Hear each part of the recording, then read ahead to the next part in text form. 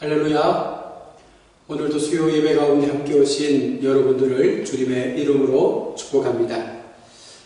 우리가 살고 있는 세상은 늘 불안전해서 위험이 도사리고 있고 늘 우리의 마음 가운데 불안과 근심을 안겨다 줍니다. 많은 나라들이 코로나19의 확산을 막기 위해서 사회적 거리 두기를 시행하고 있습니다. 이유는 전염병의 확산이 더 진전되지 않도록 하기 위한 것이고, 또 하나는 각 나라의 백성들의 건강을 지키기 위한 하나의 수단으로 사회적 거리 두기를 하고 있습니다. 더 나아가서 지금의 상황을 이겨내기 위해서 많은 의료진들과 과학자들이 새로운 백신을 개발하기 위해서 여러 가지 많은 애를 쓰고 있는 것을 우리는 볼 수가 있습니다. 인간은 태생적으로 안전의 욕구를 가지고 살아갑니다. 어릴 적에는 부모의 품 안에서 부모가 주는 그 그늘 속에서 안전함의 욕구를 채우며 삽니다. 장성해져서는 가정을 이루고 또 부부의 관계와 자녀를 출산함으로 인해서 그 가족 속에서 안전함의 욕구를 채우며 살아갑니다. 노후가 되어지면 저마다의 방법으로 어떻게 나에게 맞이할 노후의 시간들을 잘 살까를 고민하며 또 그렇게 여러 가지 많은 것들을 준비하는 경우를 보게 됩니다. 여러분, 이것이 인간이 가지고 있는 한계가 아니겠습니까? 아무리 과학이 발달하고 새로운 의술이 개발된다 할지라도 더 무서운 전염병이 계속해서 나타나게 되고 또 우리 가운데 우리로 할 수 없는 많은 자연재해들이 우리 앞에 놓여지게 된다는 것입니다. 오늘 우리는 본문의 말씀을 통해서 진정으로 우리가 안전한 삶을 살기 위해서 붙잡아야 할 것이 무엇이며 또한 그 대상이 누구인지에 대해서 우리는 분명히 인식하는 시간이 될 수 있기를 바랍니다. 그리고 그 하나님을 향하여 우리의 약함을 인정하고 그분 앞에 우리의 약함으로부터 나를 지켜주실 것을 간절히 기도하는 귀한 시간이 될 수 있기를 바랍니다. 다윗은 환난 후에 일어난 그 일들 속에서 인생의 참된 의미를 발견하게 되었습니다. 세상의 헛된 것들을 도모하며 사는 인생들에게 세상 속의 요동함 속에 흔들리지 말 것을 교훈하고 있는 것입니다. 하나님께서는 모든 것을 아시며 모든 것을 다스리시는 분이십니다. 하나님 앞에 어떠한 불가능도 없다라는 사실을 다윗은 인식하고 그의 믿음의 여정을 걸어왔던 것입니다. 오늘 본문 1절 말씀해 보시면 하나님 앞에 다윗은 세 가지의 요청을 올려드립니다. 응답하소서, 긍휼히 여기소서, 들으소서. 다윗은 하나님께서 우리 기도를 들으시기를 기뻐하신다라는 사실을 알고 있었습니다. 그런데 여기에서 중요한 사실 하나가 이 응답받기 위해서 하나님 앞에 우리가 기쁨으로 나아갈 때에 이 모든 응답의 은혜, 기쁨의 은혜가 전적으로 우리의 공의에서부터 시작된 것이 아니라 바로 하나님께서 우리를 사랑하셔서 하나님의 그 공의로우심으로 인해서 우리 가운데 하나님의 의를 덧입혀 주시고 우리로 하여금 놀라운 기쁨의 삶을 살게 해 주셨다는 것입니다. 달리 말하면 온전히 하나님의 긍휼의 은혜로 이 모든 것들이 되어졌음을 다윗은 고백하고 있는 것이죠. 사랑하는 성도 여러분, 하나님의 은혜가 아니고서는 살 수 없는 연약한 우리의 모습 속에서 다윗은 철저하게 이 모든 것이 하나님의 은혜임을 고백하고 있는 것입니다. 이것이 성도가 하나님 앞에 가져야 될 믿음의 모습 아니겠습니까? 주의 긍휼하심으로 인해 나의 기도를 들으소서. 주님의 그 긍휼하심으로 인하여 나의 기도를 들으소서. 이것이 우리가 간구해야 될 기도의 어떤 기본적인 베이스가 되어야 한다는 것입니다. 하나님의 긍휼하심이 자신을 살리신다는 확신이 다윗의 마음속에 있었습니다. 그래서 다윗은 담대하게 하나님을 향하여 자신의 간구를 들어줄 것을 요청하고 있는 것입니다. 사랑하는 성도 여러분, 우리의 하나님은 어떤 분이십니까? 우리에게 하나님은 어떤 분으로 고백되어지고 있습니까? 나를 안전하게 살게 하시는 유일하신 하나님을 믿으며 여러분 우리가 지금까지 살아왔습니까? 다윗은 하나님의 긍휼의 사랑을 믿으며 자신의 상황을 구하고 있는 것입니다. 무엇보다도 여기까지 인도하신 그 긍휼하심의 하나님의 은혜가 있었음을 다윗은 고백하면서 하나님 앞에 자신의 마음의 간절한 기도의 소원을 아뢰고 있는 것이죠. 지금 우리에게 필요한 것이 바로 이것 아니겠습니까? 하나님의 긍휼, 그 은혜가 우리의 지금의 이 고난의 상황에서 건질 수 있다는 이 확고한 믿음이 우리 가운데 비롯될 때에 우리는 하나님을 경험할 수가 있는 것이죠. 사회적으로 힘든 이 위기 속에서 진정 우리가 무엇을 소망해야 되겠습니까? 무엇을 바라보며 우리의 믿음의 삶을 살아가야 되겠습니까? 오직 하나님을 의지하고 그분의 긍휼하심의 은혜가 여전히 나의 인생 가운데 있음을 우리가 믿음으로 고백할 수 있을 때에 하나님은 오늘도 우리 가운데 역사하시는 줄로 믿습니다. 계속해서 다윗은 두 가지 일을 더 하나님 앞에 강조합니다. 먼저는 주께서는 내 의의 하나님이십니다. 주님께서 내 의의 하나님이십니다.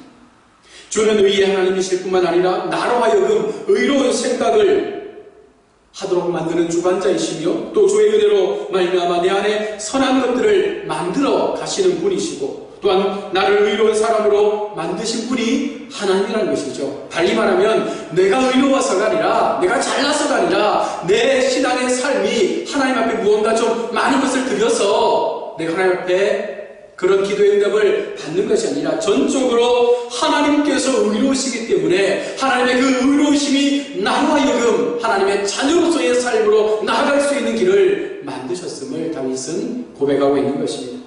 그러므로 나의 기도를 들으소서라는 이 간구가 다윗의 입에서 나오게 되는 것이죠.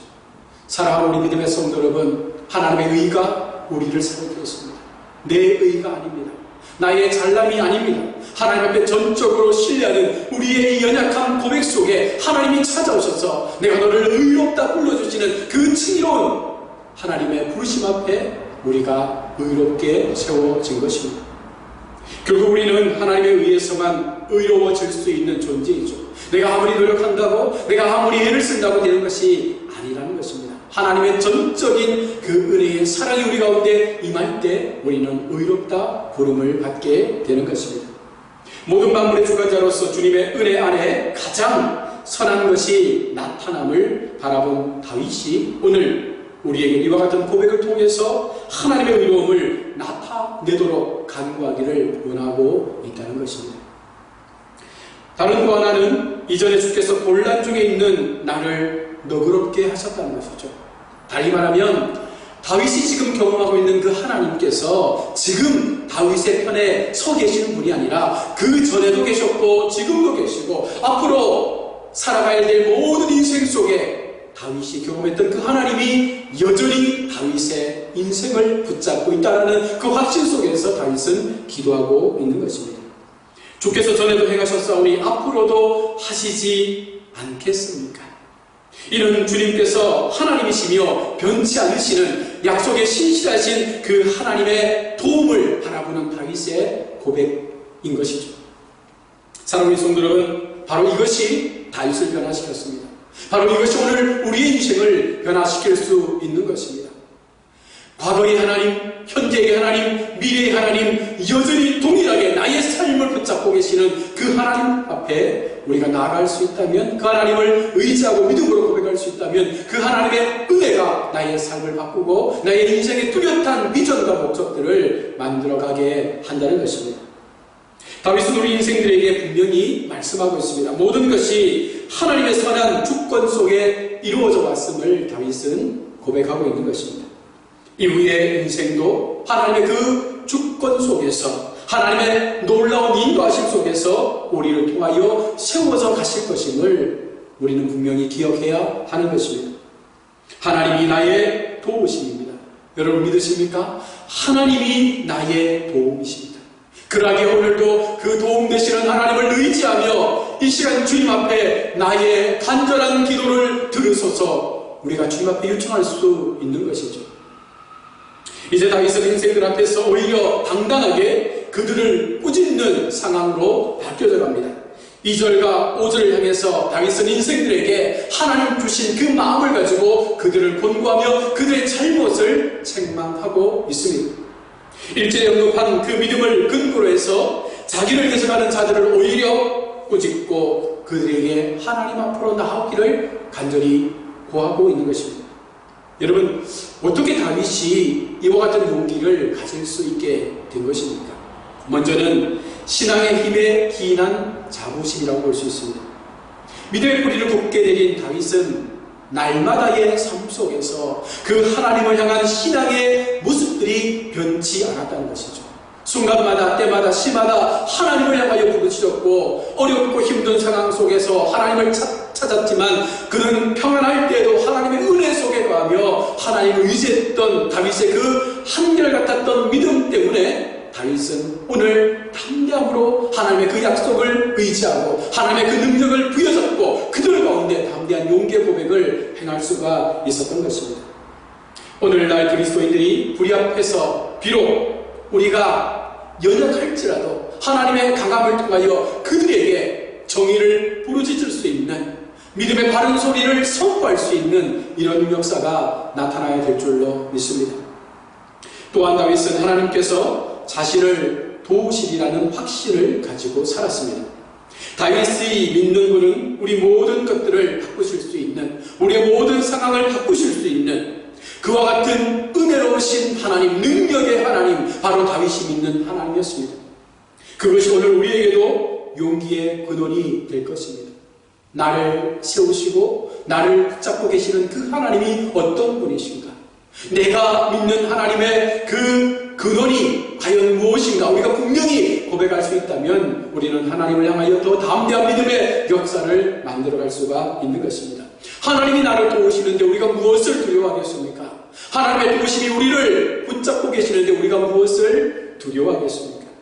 하나님은 우리를 세상을 향한 복음의 목소리로 세우셨습니다. 담대하게 용기를 다하여 너희가 하나님께로부터 받은 이 사명을 통하여 세상 가운데 나아가 이 복음을 전하는 메신저로서의 삶을 살 때에 내가 너희와 함께 하리라 라는 이 약속이 오늘 우리에게 강한 용기를 허락해 주는 줄로 믿습니다.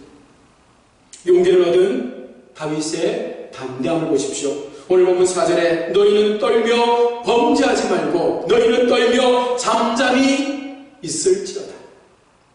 그들은 다윗을 향해서 하나님을 향해서 많은 소리를 냅니다. 그들의 모든 삶이 범죄와 죄악 가운데 머물러 있었던 삶이었습니다. 그런 삶을 보면서 다윗은 그들 가운데 너희가 범죄치 말고 너희의 그 입술을 다물고 조용히 하나님의 음성을 들으라 라는 것이죠. 성도는 의문마저 억제하라는 것이 아닙니다. 금결하고 부당한 분노로 인해 자신을 해하지 말고 이웃을 해하지 말라는 것이죠. 하나님의 공의 앞에 하나님께서 말씀하시는 그 불의 앞에서는 당당하게 선포하고 말할 수 있는 입술이 우리 가운데 있어야 한다는 것입니다. 하나님은 정의를 원하십니다. 하나님은 공의를 원하십니다. 우리가 바르게 세워져서 바른 믿음의 삶을 통하여 우리 입술이 바보처럼 그렇게 닫혀있는 입술이 아니라 정말 하나님의 말씀 앞에 진리의 말씀 앞에 그것을 선포할 수 있는 능력 있는 자로 세워지기를 원하신다는 것입니다. 왜 그렇습니까? 내가 너희를 보호하기 때문에. 그러나 여러분 그 말을 들은 인생들의 태도를 보십시오. 6절에 우리에게 손을 보일 자가 누구뇨? 라고 그들은 반문합니다. 이것은 무신론자들의 조롱 섞인 말일 수도 있습니다. 또는 의심하는 자들의 증거를 요구하는 말일 수도 있습니다. 또한 회의에 빠진 사람들이 절망적으로 내뱉는 한숨 같은 말일 수도 있습니다. 그럼에도 다윗은 어둠에 있는 그들을 향한 희망의 메시지를 우리 가운데 들려주지 않습니까? 주의 얼굴을 들어 우리에게 비추소서. 그와 같은 그들의 상황 속에 하나님께서 이곳에 오셔서 그들 가운데 하나님의 영광의 얼굴을 비춰주옵소서라는 이 다윗의 고백을 통하여 우리가 무엇을 깨닫게 됩니까? 영혼을 사랑하는 마음, 또한 하나님께서 세우신 이 민족을 향한 아름다운 그 중심의 거룩함들을 우리가 보지 않습니까? 요한복음 3장 19절에서 21절 말씀을 보시면 그정되는 이것이니 곧 빛이 세상에 왔을 때 사람들이 자기 행위가 악함으로 빛보다 어둠을 더 사랑하는 것이니라. 악을 행하는 자마다 빛을 미워하여 빛으로 오지 아니하나니 이는 그 행위가 드러날까 함이요. 세상에 존재하는 많은 사람들이 왜 빛으로 나오지 못할까요? 그들 속에 어두움이 좋다는 것입니다.